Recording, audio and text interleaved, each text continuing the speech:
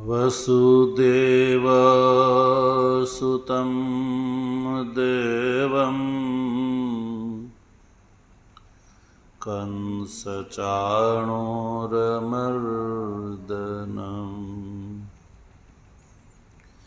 देवकी परमानन्दं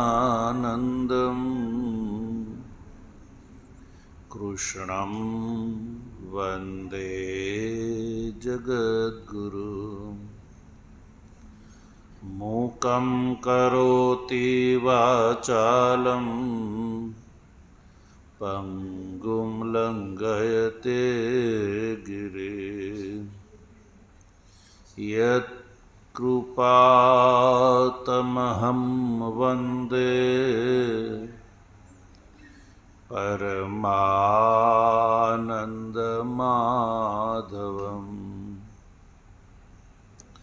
शङ्करं शङ्कराचार्यं केशवं बादरायणं सूत्रभाष्य कृतौ वन्दे भगवन्तौ पुनः पुनः। ईश्वरो गुरुरात्मेति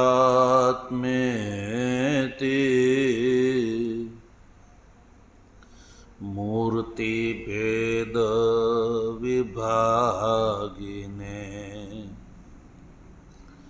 व्योमवद् व्याप्तदेहाय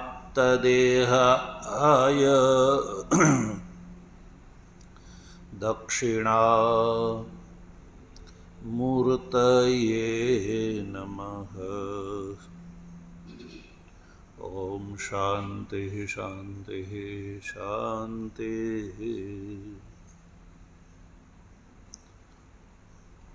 तत्वजिज्ञासु सज्जनों,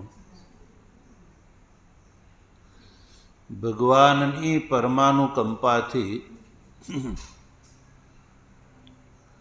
શ્રીમદ ભગવદ્ ગીતાના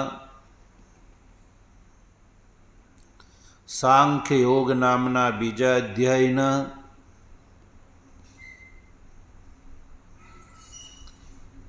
41મા શ્લોક સુધી આપણે વિચાર કરી ચૂક્યા અને ગઈકાલે આપણે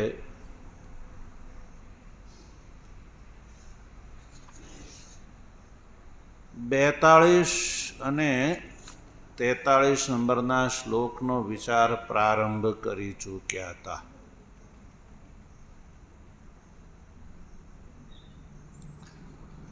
તો સજ્જનો, 41મા શ્લોક સુધીમાં ભગવાન શ્રી કૃષ્ણએ અર્જુનને કહ્યું કે આ સાંખ્ય અને યોગ રૂપા જે બુદ્ધિ છે એ જ પ્રમાણભૂતા બુદ્ધિ છે, જેને ભગવાન શ્રી કૃષ્ણ વ્યવસાયાત્મિકા બુદ્ધિ કહે છે. તો આવી આ વ્યવસાયાત્મિકા બુદ્ધિ એટલે કે સાંખ્ય રૂપા અને યોગ રૂપા આ જે બુદ્ધિ છે એ જ હે અર્જુન પ્રમાણભૂતા છે મોક્ષ માર્ગમાં મુમુક્ષુને માટે. તો પછી એક પ્રશ્ન ઊભો થયો હતો કે જે પ્રશ્નના ઉત્તરમાં આગળના 42 ને 43માં શ્લોક છે કે પ્રશ્ન છે કે યદિ સાંખ્ય અને યોગ રૂપા બુદ્ધિ એ જ જો પ્રમાણભૂત હોય તો પછી બધાના ચિત્તની અંદર આ બુદ્ધિ સ્થિર કેમ નહીં થઈ શકતી હોય? મનુષ્ય માત્ર માટે આ બુદ્ધિ કેમ સ્થિર નહીં થઈ શકતી હોય?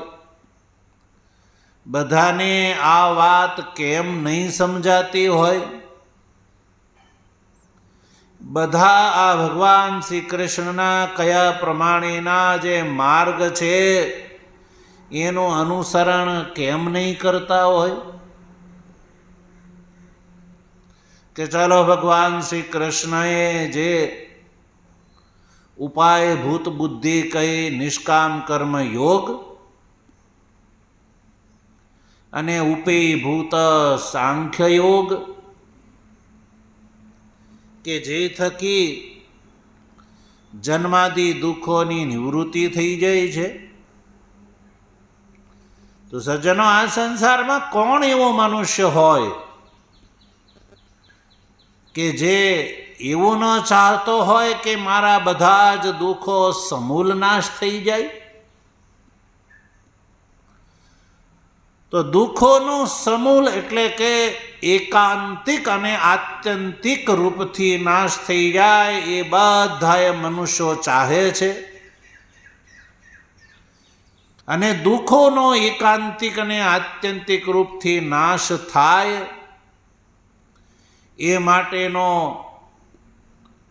ભગવાન શ્રી કૃષ્ણએ ઉપાય અને ઉપેય રૂપથી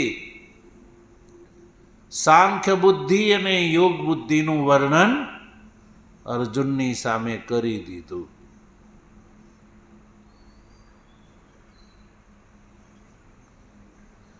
તો પ્રશ્ન એ થયો કે બધાને આ બુદ્ધિ કેમ નથી સમજાતી? બધા આ જે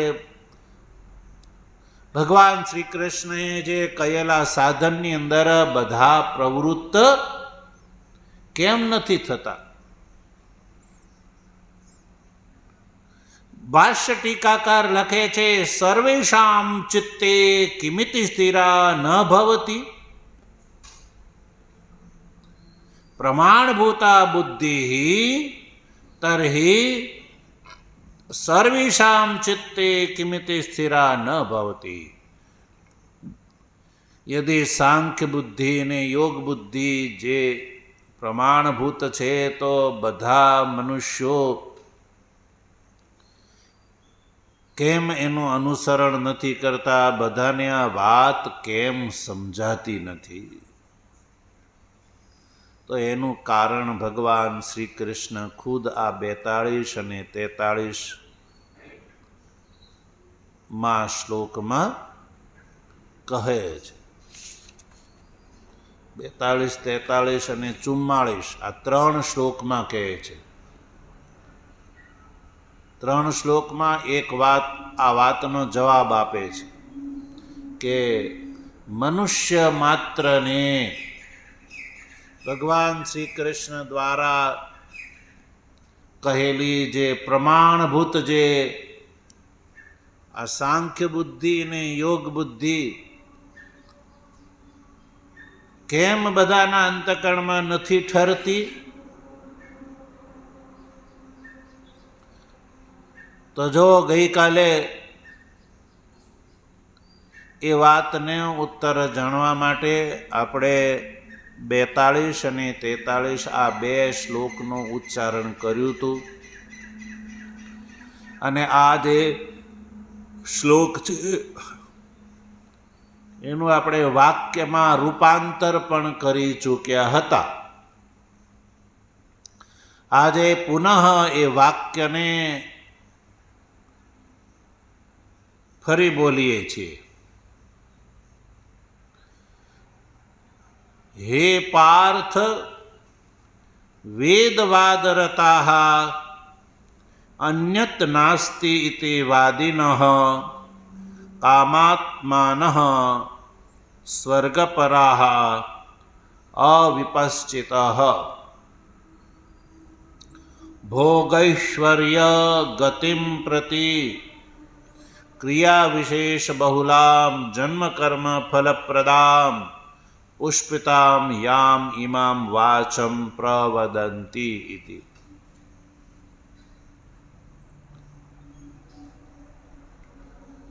ભગવાન શ્રી કૃષ્ણ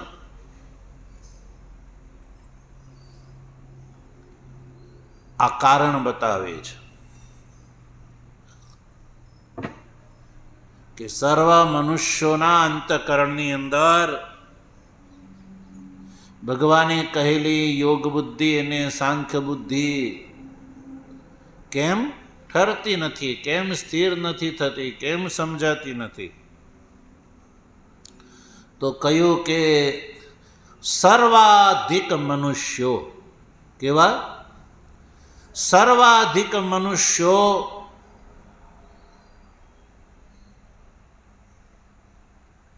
એવી વાણીની અંદર ફસાઈ જાય છે કે જે વાણી નો ભગવાન શ્રી કૃષ્ણએ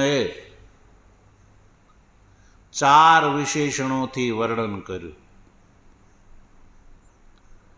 સર્વાધિક મનુષ્યો એવી ચીકની ચૂપડી વાતમાં ફસાઈ જાય છે કે જેના કારણે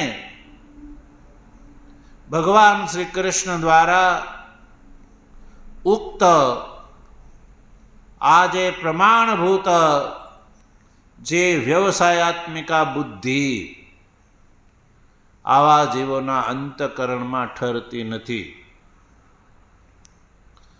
એક તો એ મનુષ્યો ભગવાન શ્રી કૃષ્ણ અહીંયા જે રીતે વિશેષણોનો પ્રયોગ કરી રહ્યા છે એ મનુષ્યો 5 પ્રકારના સ્વભાવવાળા હોય છે. 5 પ્રકારના સ્વભાવવાળા હોવાના કારણે એ આ 4 પ્રકારની જે વાણી છે એ વાણીના ચક્કરમાં આવી જાય છે. તો મનુષ્યોના સ્વભાવ બતાવ્યા, સ્વભાવનું વિશેષણ વાપર્યા. એક તો આવા મનુષ્યો વેદવાદ રતાહા હોય છે. તો પહેલું વિશેષણ વેદવાદ રતાહ, બીજું વિશેષણ અન્યત નાસ્તિ ઇતિ વાદિનઃ, ત્રીજું વિશેષણ કામાત્માનઃ, ચોથું વિશેષણ સ્વર્ગપરાહ ને 5મું વિશેષણ છે અવિપશ્ચિતઃ. તો ધ્યાન રાખો, આ 5 વિશેષણો ભગવાને વાપર્યા ને એ 5 વિશેષણો થી યુક્ત સ્વભાવવાળા મનુષ્યો હોય છે. અને વાણીના વિશેષણ ભોગેશ્વર્ય ગતિમ પ્રતિ એક વિશેષણ, ક્રિયા વિશેષ બહુલામ એ બીજું વિશેષણ, જન્મ કર્મ ફલપ્રદામ એ ત્રીજું વિશેષણ, પુષ્પિતામ એ ચોથું વિશેષણ. તો આ 4 પ્રકારથી શણગારેલી વાણી, 4 પ્રકારથી શણગારેલી વાણીના ચક્કરમાં આવી જાય છે. કેવા મનુષ્યો? તો ભગવાન શ્રી કૃષ્ણે અહીંયા જે 5 વિશેષણોનો પ્રયોગ કર્યો એવા મનુષ્યો. હવે એના આપણે 2 ભાગ કરીએ. એક તો આ 5 વિશેષણો વાળા જે મનુષ્યો છે કે જે ભગવાન શ્રી કૃષ્ણે જે વિશેષણોનો પ્રયોગ કર્યો છે એવા મનુષ્યો પોતે અને આવા મનુષ્યોના ચક્કરમાં આવી જવાવાળા મનુષ્યો. અને આ 5 વિશેષણો બતાવ્યા એવી વાણી જે બોલે છે અને આવી વાણી જે સાંભળે છે અને એના ચક્કરમાં આવી જવાવાળા મનુષ્યો આ લોકમાં જોવા મળે છે. તો આપણે વિશેષણો જોઈએ.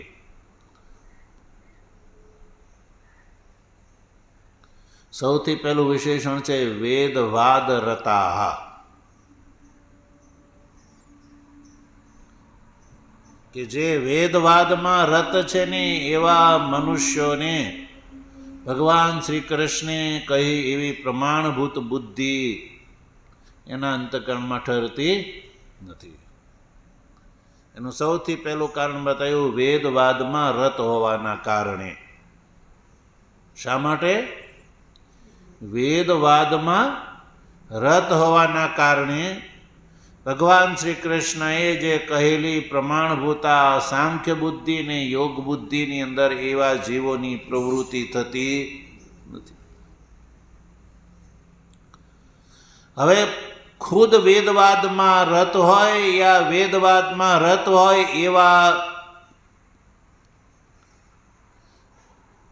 એવા જે ધર્મના અલંબરદાર હોય એના અનુયાયી હોય, બેવ લઈ લો. પોતે વેદવાદમાં રત હોય અને અનુયાયી વર્ગને પણ વેદવાદની અંદર રત રાખે, એ બંને ગ્રહણ કરવાના છે. વેદવાદ રતા એટલે વેદનો વાદ. અહીંયા ગઈકાલે કહ્યું હતું વાદનો અર્થ છે વાક્ય. વેદ વાક્યોની અંદર જે રત છે, એમાં લાગેલા છે, એમાં જ પડ્યા પાથર્યા રહે છે. વેદ વાક્ય કેવા? વેદ વાક્યની અંદર રત. ભગવાન ભાષ્યકાર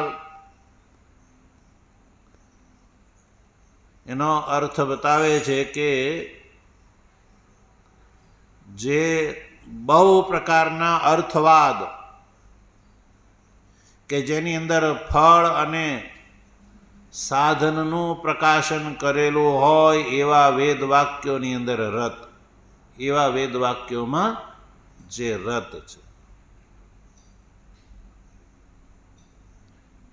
ગઈકાલે કહ્યું હતું દર્શ પૂર્ણ માસાભ્યામ સ્વર્ગ કામો યજેત. આ વેદ વાક્ય છે. કેવું છે? વેદનું વાક્ય છે. તો આ વેદ વાક્યમાં કહ્યું કે સ્વર્ગની કામના વાળાએ દર્શ અને પૌર્ણમાસ યાગ કરવો. તો આ વેદ વાક્ય બે વસ્તુનું પ્રતિપાદન કરે છે, એક ફળનું અને એક સાધનનું. શેનું? ફળ અને સાધનનું. ફળ શું છે? સ્વર્ગ. સાધન શું છે? દર્શ અને પૂર્ણમાસ યાગ. તો આ ફળ અને સાધનની સ્તુતિ કરવાવાળા જે વાક્યો છે એને અર્થવાદ વાક્ય કહેવામાં આવે છે. તો અર્થવાદથી પ્રેરાઈને મનુષ્ય ફળ પ્રત્યે લોભાય છે, કારણ કે અર્થવાદ એટલે સ્તુતિ. સ્તુતિથી ફળ પ્રત્યે પ્રેરાય છે અને ફળ પ્રત્યે પ્રેરાવાના કારણે ફળ પ્રાપ્ત કરવા માટે સાધન પ્રત્યે પ્રેરાય છે. એટલે આવા જે વેદ વાક્યો છે એવા વેદ વાક્યોની અંદર જે રત છે, એટલે આવા જીવો છે એ કર્મનું જે ફળ છે સ્વર્ગાદિ એમાં જ પડ્યા પાથરા રહે છે, એના લેવા માટે જ પ્રવૃત્તિશીલ રહે છે, એને જ પરમ પુરુષાર્થ માને છે. એટલા માટે આવા જીવો છે એને ભગવાન શ્રી કૃષ્ણ દ્વારા કહેલી આ સાંખ્ય બુદ્ધિ યોગ બુદ્ધિ જે મોક્ષનું સાક્ષાત સાધન છે એમાં પ્રવૃત્તિ નથી થતી. તો મોક્ષ માર્ગમાં પ્રમાણભૂત સાંખ્ય બુદ્ધિ અને યોગ બુદ્ધિ જે ભગવાન શ્રી કૃષ્ણે આ ગીતામાં કહી છે એમાં પ્રવૃત્તિ નહીં થવાનું કારણ બતાવ્યું વેદ વાક્યોની અંદર રતિ, એટલે ફળ અને ફળના સાધનોમાં પ્રીતિ. ફળ અને ફળના સાધનોની અંદર પ્રવૃત્તિ યા પ્રીતિ. હવે અહીંયા ફળ અને ફળના સાધનોમાં પ્રીતિ એટલે મનુષ્યને ફળની હંમેશા આકાંક્ષા હોય છે. સંસારના ફળને જ જે સત્ય માને છે અને ભગવાન શ્રી કૃષ્ણનો જે વ્યવસાયાત્મિકા બુદ્ધિમાં જે ઉપાયભૂત બુદ્ધિ જે યોગ બુદ્ધિ છે એનું સ્વરૂપ કેવું છે? નિષ્કામ છે. એમાંય આ યાગાદિનું જ અનુષ્ઠાન છે, પણ એ નિષ્કામ ભાવથી છે. તો આજકાલ લોકોને તમે કહો કે ભાઈ ફળની આશા રાખ્યા વગર કર્મ કરો, તો આ વાત સામાન્ય લોકોને સમજાતી નથી. એ એવું કે ફળ ન લેવું હોય તો પછી કર્મમાં શા માટે પ્રવૃત્તિ કરવી જોઈએ એવું કહે છે. અમારે તો ફળ જોઈએ છે. શું કહે છે? ફળ જોઈએ છે. અને ફળની આશા રાખ્યા વગર તો કર્મમાં પ્રવૃત્તિ જ કેમ થાય? પહેલાં ફળનું નિર્ધારણ કરે છે આ જીવો, અને પછી એ ફળના સાધનની અંદર પ્રવૃત્ત થાય છે. તો ફળની આશા રાખ્યા વગર તો સાધનમાં જીવો પ્રવૃત્તિ કેવી રીતે કરી શકે? એટલે આવા જીવો છે એને આ ગીતામાં ઉક્ત જે યોગ બુદ્ધિ નિષ્કામ કર્મ યોગની અંદર પ્રવૃત્તિ એટલા માટે નથી થતી. હવે ફળની ઈચ્છા રાખીને કરેલા કર્મો જે છે ને સજ્જનો, એ મોક્ષનું સાધન નથી. એ સંસારના જ ફળને પ્રદાન કરે છે. તો જીવ એ ફળના સાધનની અંદર પ્રવૃત્ત થાય. દર્શ પૂર્ણમાસાદી જે યાગ છે ફળની ઈચ્છાથી કરવા માટે પ્રવૃત્ત થાય, મર્યા પછી ફળને પ્રાપ્ત કરે, સ્વર્ગાદિનો ભાગીદાર થાય. તો સ્વર્ગમાં ફળનો ભોગ થયા પછી ત્યાંથી શું કરવું પડે છે? પાછું આવવું પડે છે. એટલે ત્યાં સંસારનો અંત નથી આવતો, પણ સંસાર છે ને એ વધે છે, વધતો જાય છે. શું થાય છે? વધતો જાય. એટલે એક કારણ બતાવ્યું વેદવાદની અંદર રત હોવાના કારણે. પછી બીજું વિશેષણ અન્યત નાસ્તિ ઇતિ વાદિનઃ. જો મનુષ્યને એ વાત સમજાય કે ભાઈ જે હું આ સ્વર્ગ માટે કરી રહ્યો છું એ સ્વર્ગ જ એકમાત્ર પરમ પ્રયોજન નથી. શાસ્ત્રોની અંદર નિર્વિશેષ મોક્ષનું પણ વર્ણન છે. મારે નિર્વિશેષ મોક્ષ પ્રાપ્ત કરવો જોઈએ. જો શાસ્ત્રમાં વિચાર કરે અને એને સમજાય કે આનાથી પણ વધારે ફળ છે, સ્વર્ગ ફળ નાશવંત છે અને અવિનાશી ફળ મોક્ષ છે, એવું જો આવા અનુયાયી વર્ગને સમજાય તો એ અનુયાયી એ તરફ વળી જાય. એટલે આવા જે ધર્મના અલંબરદારો જે છે એ શું કહે છે? અન્યત નાસ્તિ ઇતિ વાદિનઃ. સ્વર્ગથી વધારે બીજું કોઈ નિર્વિશેષ મોક્ષ નામક કોઈ ફળ નથી, એવું એ કહે છે. અન્યત નાસ્તિ.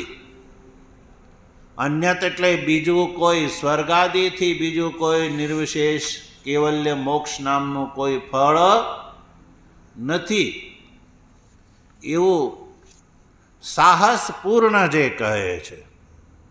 સાહસપૂર્ણ રીતે સ્વર્ગાદિ ફળથી બીજું કોઈ શ્રેષ્ઠ ફળ જ નથી, આવું આ મીમાંસક કહે છે.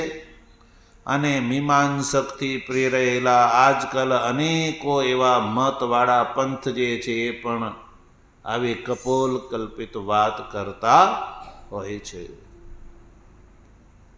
એટલે એ પોતે પણ એમાં પડ્યા પાથરા રહે અને અનુયાયી વર્ગને પણ એવું જ શીખવાડે કે સ્વર્ગથી વધારે બીજું કોઈ શ્રેષ્ઠ સાધન જ નથી.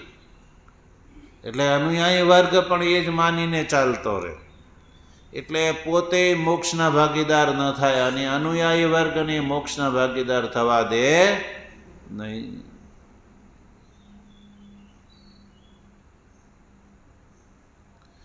ત્રીજું વિશેષણ કામાત્માન.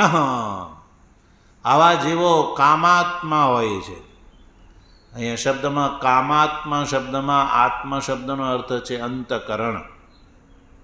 એટલે કે જેના અંતકરણની અંદર સંસારના ફલ વિષયની કામના એટલે કે ઈચ્છા ભરેલી છે. એટલે આવા જીવોને નિષ્કામ કર્મયોગ સમજાતો નથી. કામાત્માન. કામથી જેનું અંતકરણ ઘેરાયેલું છે. કામ સ્વભાવ કામ પરાયણા. સંસાર વિશેની ઈચ્છામાં જ પડ્યા પાથરા રહે છે. આજ આને લૂંટું, કાલ તેને લૂંટું, આ રીતે આજે આ લઈ લઉં, કાલે પેલું લઈ લઉં. અને ઈચ્છા કામના આજ સુધી કોઈની પૂરી થઈ નથી અને થવાની નથી. પણ છતાંય જેવો અંતકરણની અંદર અનેક પ્રકારના ઘોડા ઘડ્યા જ કરતા હોય છે. અને એના કારણે આવા જીવોને ભગવાન શ્રી કૃષ્ણે અહીંયા જે કહેલી પ્રમાણભૂત જે બુદ્ધિ, સાંખ્ય બુદ્ધિનું સાધન યોગ બુદ્ધિની અંદર પ્રવૃત્તિ નથી થતી. કારણ કે એમાં તો ભગવાન શ્રી કૃષ્ણ કહે છે કે કોઈ કામનાનો ત્યાગ કરી દેવાનો છે, નિષ્કામ ભાવથી જ કર્મનું અનુષ્ઠાન કરવાનું છે. હવે કેવી રીતે મેળ આવે? કામનાથી ભરેલા વ્યક્તિને એમ કહેવામાં આવે કે ભાઈ અહીંયા જો આ નિષ્કામ કર્મયોગ કર, તને સંસારનું કોઈ ફળ નહીં મળે પણ મોક્ષ મળશે. તો એવા જેવો છે એમાં પ્રવૃત્ત નહીં થાય. એટલે કામાત્માન. પછી સ્વર્ગ પરાહા. સ્વર્ગ એ જ પરંપરાયણ છે. સ્વર્ગથી વધારે સંસારમાં બીજું કોઈ પુરુષાર્થ જ નથી. સ્વર્ગ એ જ એને માટે પરમ પુરુષાર્થ છે એવું માનીને ચાલવાવાળા. સ્વર્ગ પરાહ, સ્વર્ગ પરાયણ. અને સ્વર્ગની અંદર બીજા જે વર્તમાન કાળમાં જે સંપ્રદાયો વાળાઓ જે લોકની વાત કરે, પોતપોતાના સંપ્રદાય અને પરંપરા અનુસાર જે લોકોના એ નામ દેતા હોય છે. આ લોક, તે લોક, ફલાણો લોક, પેલો લોક. અને એ લોકની અંદર લોકની પ્રાપ્તિની જે લોલીપોપ ચૂસાવ્યા કરે કે તમે આ કરશો તો તમને આ લોકની પ્રાપ્તિ થશે. અને એ લોકનું નામ એણે પોતાના સંપ્રદાય અનુસાર આપી દીધેલું હોય છે. શાસ્ત્રમાં એવા લોકના નામનો કોઈ ઉલ્લેખ ન હોય. અને એ લોકની લોલીપોપ ચૂસાવ્યા કરે કે ભાઈ તમે અમારા અનુયાયી થશો, અમે કેમ કરશો તો તમને અમુક લોકની પ્રાપ્તિ થશે. પણ અનુયાયી વર્ગને બિચારાને ક્યાં ખબર કે જે લોક એક જગ્યાએથી બીજી જગ્યાએ જવું એ સંસારનું જ બીજું સ્વરૂપ છે. સંસાર અંતપાતી જ ફળ છે. અને કર્મથી મેળવેલું જે સ્વર્ગાદી લોક હોય કે જે તે બીજો જે એને બીજા અલગ અલગ નામ દેતા હોય તો એ બધા જ લોકો છે નાશવંત છે. કેવા છે? નાશવંત છે. કર્મથી કોઈ પણ વસ્તુ પ્રાપ્ત કરેલી હોય એ નાશવંત હોય છે. એટલે આવા જેવો સ્વર્ગપરાયણ હોવાના કારણે એને મોક્ષ જે છે, નિર્વિશેષ મોક્ષ શું છે એ વાત સમજાતી નથી. અને સ્વર્ગપરાયણ હોવાનું કારણ છે અવિપશ્ચિત. અવિપશ્ચિત એ અવિપશ્ચિત હોય છે. અવિપશ્ચિત એટલે અમેધસહ યા અલ્પમેધાવાળા. કેવા? અલ્પમેધા, અલ્પબુદ્ધિ, અવિવેકી. એટલે વિવેક ન હોવાના કારણે આવા જેઓને વિવેક જ નથી. વિવેકહીન. એના આચાર્યો વિવેકહીન હોય છે અને પોતે પણ, કારણ કે એ આચાર્યોના ચક્કરમાં પડેલા હોય. તથાકથિત આચાર્ય, એવા માટે આચાર્ય શબ્દનો પ્રયોગ કરવો એ આચાર્ય શબ્દનું અપમાન કહેવાય. એટલે તથાકથિત જે લોકમાં આચાર્ય રૂપથી કહેવાતા હોય, અને આવા જીવો જે છે એ પોતાના અનુયાયીઓને પણ જે છે એવું જ શીખવાડે. કારણ કે પોતે અવિવેકી હોય છે કે ભાઈ નાશવંત વસ્તુ ગ્રહણ કરવી કે અવિનાશી વસ્તુ. તો અવિનાશી વસ્તુ કોણ છે? પોતાનું સ્વરૂપ. એને મૂકી અને લોકાંતરની વાતમાં જ જે પડ્યા પાથર્યા રહે, પોતે અને પોતાના અનુયાયી વર્ગને એમાં જ પડ્યા પાથર્યા રાખે છે સજ્જનો. એટલે આવા જીવો જે છે એને ભગવાન શ્રી કૃષ્ણે કહેલી જે પ્રમાણભૂત સાંખ્ય બુદ્ધિ અને યોગ બુદ્ધિ એના અંતકરણમાં ઠરતી નથી. હવે આવા મનુષ્યોના આ વિશેષણો વાપરાય. એક તો વેદવાદ રતા, બીજું અન્યત નાસ્તિ ઇતિ વાદિનઃ, ત્રીજું કામાત્મનઃ, ચોથું સ્વર્ગપરા અને અવિપશ્ચિત. આ 5 વિશેષણોથી યુક્ત હોવાના કારણે આવા અનુયાયી વર્ગ યા અનુયાયીના જે નેતાઓ એની એ જે વાણી બોલે છે એ વાણીનું વર્ણન કરે છે. ભોગેશ્વર્ય ગતિમ પ્રતિ, કે જે ભોગ અને ઐશ્વર્યની જે ગતિ એટલે કે ફળ, ભોગેશ્વર્ય ગતિમ, ભોગ અને ઐશ્વર્ય, ભોગેશ્વર્યમ, અને એની ગતિ એટલે પ્રાપ્તિ.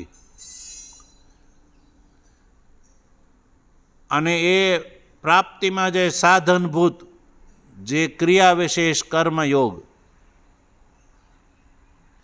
એ વિષયક એનું જ જે વર્ણન કરે એવી વાણીને એ બોલે છે. ભોગેશ્વર્ય ગતિમ પ્રતિમ વાચમ પ્રવદંતી, એવી જ વાણીને બોલે છે. એટલે પોતે બોલે છે એ એમાં પડ્યો પાથરો રહે છે, અને એનો અનુયાયી વર્ગ જે છે એ તે આવા પ્રકારની વાણીની અંદર પડ્યા પાથર્યા રહે છે. પછી બીજી વાણીનું વર્ણન, જન્મ કર્મ ફલપ્રદામ.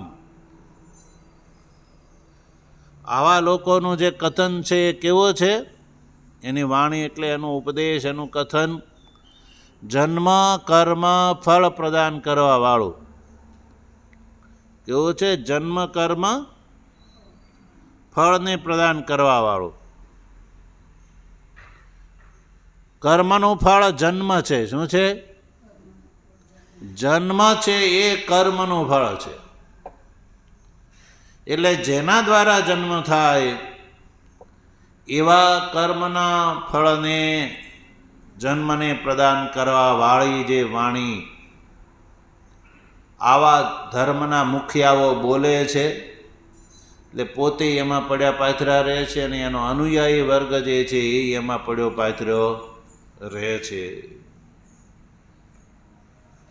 પછી વાણીનું ત્રીજું વિશેષણ, ક્રિયા વિશેષ બહુલામ, કે જેની અંદર બહુલતાથી ક્રિયા વિશેષ કરવાનું હોય છે. ક્રિયા વિશેષ બહુલામ, ક્રિયાની જ જેમાં વિશેષતા હોય છે બહુલતાથી. સ્વર્ગ, પશુ, પુત્રાદિ જે અર્થ નું બાહુલ્યથી જેમાં વર્ણન પ્રકાશન કરેલી હોય એવી વાણીને આવા મનુષ્યો બોલે છે, અને એના અનુયાયીને પણ એવી જ વાણી એ સંભળાવે છે. એટલે પોતે એમાં પડ્યા પાથર્યા રહે અને અનુયાયીને પણ એમાં પડ્યા પાથર્યા રાખે છે. પુષ્પિતામ, એક વાણીનું વિશેષણ, ચોથું વિશેષણ પુષ્પિતામ. પુષ્પિતામ એટલે સુંદર. પુષ્પ જેમ આપણને સજ્જનો જોવું ગમે છે, એમ પુષ્પથી યુક્ત વૃક્ષ હોય તો એ આપણને કેટલો સરસ જોવું ગમે. તો પુષ્પિત વૃક્ષની જેમ શોભાયમાન જે વાણી છે, જે સાંભળવામાં રમણીય લાગે પણ જેનું ફળ કંઈ હોય એવી સાંભળવામાં રમણીય જે લાગે એવી વાણીને બોલે છે. એટલે આવી વાણીને બોલવાવાળા અને આવી વાણીનું શ્રવણ કરવાવાળા આ બંને પ્રકારના મનુષ્યોને ગ્રહણ કરી લ્યો. આવા બંને પ્રકારના મનુષ્યોના અંતઃકરણની અંદર ભગવાન શ્રી કૃષ્ણે જે કહેલી જે વ્યવસાયાત્મિકા બુદ્ધિ એટલે કે સાંખ્ય અને યોગ રૂપા બુદ્ધિ એ સ્થિર થતી નથી, એને સમજાતું નથી. તો આ બંને શ્લોક જે છે એ આપણે ભાષ્ય દ્વારા સમજીએ. ભાષ્યમાં તો શ્લોકમાં જે ક્રમ હોય ને એ જ ક્રમ પ્રમાણે પદોનો અર્થ હોય છે. એટલે અર્થ બેસાડવા માટે ભાષ્યના જે પદ છે, ભાષ્યકાર પદક્રમ પ્રમાણે જ ભાષ્ય કરે છે. એટલે આપણે પહેલાં એને અન્વય ક્રમથી જ સમજવું પડે. એટલે આપણે એ પહેલાં સમજી ચૂક્યા. તો જો શ્લોકમાં સૌથી પહેલાં શું છે? યામિમામ પુષ્પિતામ વાચમ પ્રવદંતિ અવિપશ્ચિતઃ. તો ભાષ્યકાર એ પ્રમાણે જો કહે છે, યામિમામ વક્ષમાણામ પુષ્પિત વૃક્ષ ઇવ શોભમાનામ શ્રૂયમાણ રમણીયામ વાચમ વાક્યલક્ષણામ પ્રવદંતિ કે અવિપશ્ચિતઃ અમેધસઃ અવિવેકિનઃ ઇત્યર્થઃ. વેદવાદરતાઃ બહુ અર્થવાદ ફલસાધન પ્રકાશકેષુ વેદવાક્યેષુ રતાઃ. હે પાર્થ, નાન્યત સ્વર્ગપશ્વાદિ ફલસાધનેભ્યઃ કર્મભ્યઃ અસ્તિ ઇતિ એવં વાદિનો વદનશીલાઃ. આ 42માં શ્લોકનું ભાષ્ય થયું. તો જો યામ ઇમામ, યામ ઇમામ, યામ એટલે જે ઇમામ એટલે આગળ જે ભગવાન વાણીનું સ્વરૂપ જે કહી રહ્યા છે, આવા જે અવિવેકી પુરુષો જે વાણી બોલે છે એ વાણીનું સ્વરૂપ 43માં શ્લોકમાં કહે છે. એટલે ઇમામનો અર્થ છે વક્ષમાણામ, જે 43માં શ્લોકમાં કહેવામાં આવશે એવી વાણી. એક વાણીનું વિશેષણ પુષ્પિતામ વાચમ. પુષ્પિતામનો અર્થ છે પુષ્પિત વૃક્ષ ઇવ શોભમાનામ. પુષ્પિત વૃક્ષ કેવું સારું લાગે, ફૂલવાળું વૃક્ષ. પુષ્પિત વૃક્ષની જેમ જે શોભા દે એવી, અર્થાત કે શ્રૂયમાણ રમણીયામ, સાંભળવામાં રમણીય સુંદર લાગે એવી વાચમ પ્રવદંતિ. વાચમ એટલે વાક્ય લક્ષણામ પ્રવદંતિ એટલે કે બોલે છે. તો અહીંયા બોલવાવાળા અને સાંભળવાવાળા એના અનુયાયી બેવ ગ્રહણ કરી લેવાનું. હવે એ કેવા હોય છે? તો એનું વ્યક્તિનું વિશેષણ. આ પ્રવદંતિ વદનના કરતા બોલવાવાળાનું વિશેષણ. અવિપશ્ચિત. અવિપશ્ચિત એટલે અમેધસઃ, અલ્પમેધાવાળા. અર્થાત અવિપશ્ચિતનો અર્થ કર્યો અવિવેકિનઃ. વિવેક જેની અંદર નથી એવા અવિવેકી. એટલે કે બોલવાવાળા એ અવિવેકી અને એના અનુયાયી જે વર્ગ સાંભળવાવાળા એ પણ અવિવેકી જ હોય ને. પછી અવિવેકી. હવે આવા અવિવેકીનું એક વિશેષણ વેદવાદ રતાઃ. આવા અવિવેકી જે છે, બોલવાવાળા અને સાંભળવાવાળા બંને વેદવાદ રતા, વેદવાદની અંદર રત હોવાના કારણે આવા મનુષ્યોને ભગવાન દ્વારા કહેલી વાત સમજાતી નથી. વેદવાદ રતાનો અર્થ કર્યો ભાષ્યકારે, બહુ અર્થવાદ ફલ સાધન પ્રકાશકેશુ વેદવાક્યેશુ રતા. વેદવાદ રતાનો અર્થ છે વેદ વાક્યોની અંદર રત. વેદના જે વાક્યો છે એ વાક્યોની અંદર રતા, એટલે કે એને જ સાચું માની અને એને એની અંદર પરાયણ. તો વેદના કેવા વાક્યો? અર્થવાદ વાક્યો, કે જેની અંદર ફળની અને અનુષ્ઠાતા બેવની સ્તુતિ હોય, કર્મના ફળની અને કર્મ કરતા યજમાન બેવની સ્તુતિ હોય, એવા વાક્યોને અર્થવાદ વાક્ય કહેવામાં આવે છે. અને જેની અંદર ફળનું વર્ણન કર્યું હોય એવા વાક્યો, અને જેની અંદર સાધનનું વર્ણન કર્યા હોય એવા વાક્યો, એટલે અર્થવાદ, ફળ અને સાધનના પ્રકાશક જે વાક્યો છે એવા વાક્યોની અંદર જે પરાયણ છે, આ વદન પ્રવદંતી બોલવાવાળાનું વિશેષણ થયું. અને આના કારણે, આ રતિના કારણે આવા જીવોને ભગવાન દ્વારા, શ્રી કૃષ્ણ દ્વારા કહેલી જે પ્રમાણભૂત યોગ, સાંખ્ય બુદ્ધિ અને યોગ બુદ્ધિની અંદર પ્રવૃત્તિ નથી થતી. ક્રમથી પાર્થ શબ્દ આવ્યો, તો પાર્થ એ અર્જુનને માટે વિશેષણ છે. અને પછી નાન્યદ અસ્તિત્વવાદીન, એ વક્તાનું વિશેષણ. આવા જીવો શું કહે છે? નાન્યદ અસ્તિત્વવાદીન, ન અન્યત અસ્તિ. અન્યત એટલે સ્વર્ગ પશ્વાદે ફલ સાધનેભ્ય કર્મભ્ય ન અન્યત અસ્તિ. આવા જીવો એવું કહે છે કે સ્વર્ગ, પશુ વગેરે જે ફળ અને એના ફળના સાધન કર્મથી અન્યત બીજું કાંઈ નથી.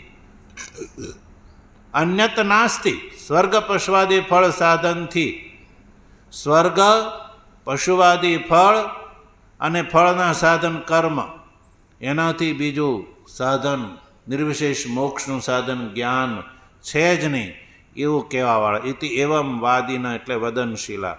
એટલે મીમાંસકો એવું કહે છે કે વેદની અંદર તો કર્મનું જ પ્રતિપાદન છે, જ્ઞાનનું નહીં. તો એવું જે કહેવાવાળા જે જીવો છે, જે મીમાંસકો છે. આગળના શ્લોકમાં પણ આવા જીવોનું વિશેષણ અને એની વાણીનું વિશેષણ જે છે એ 43મા શ્લોકમાં પણ કહેશે. જેનો વિચાર જે છે ભગવાનની કૃપા હશે તો આપણે એનો આગળ કરીશું.